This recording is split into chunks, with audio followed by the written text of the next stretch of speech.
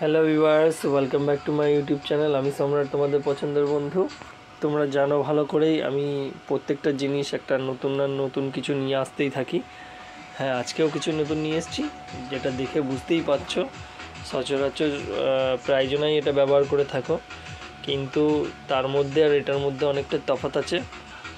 তুমি জানো, তোমরা সবাই জানো যে আমার যে জিনিসগুলো আছে সবই কিছু একটু আনকমন থাকে। হ্যাঁ, আজও ঠিকই ধরেছো, এটা আনকমনই আছে।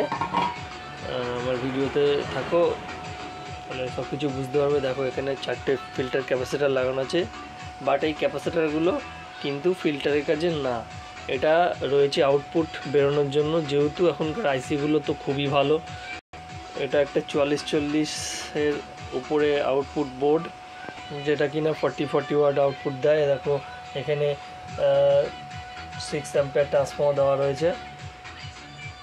এই যে বোর্ড থেকে টোটালটা যাচ্ছে। তো এটা গাড়ির সোনি এক্সপোর্টের ডিম স্পিকার আছে। স্পিকারগুলো কয়েল জ্বলা অবস্থায় ছিল, এগুলোকে রেডি করতে হয়েছে। এটা একটা গাড়িতে ইউজ হবে।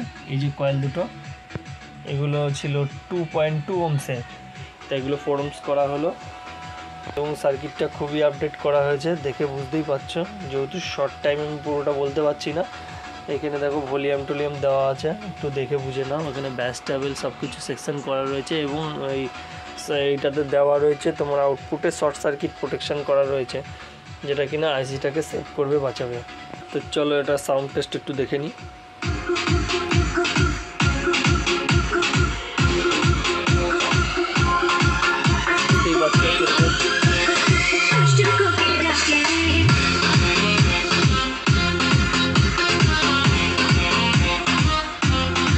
তো বুঝতেই পারছো কীরকম সাউন্ড কোয়ালিটি।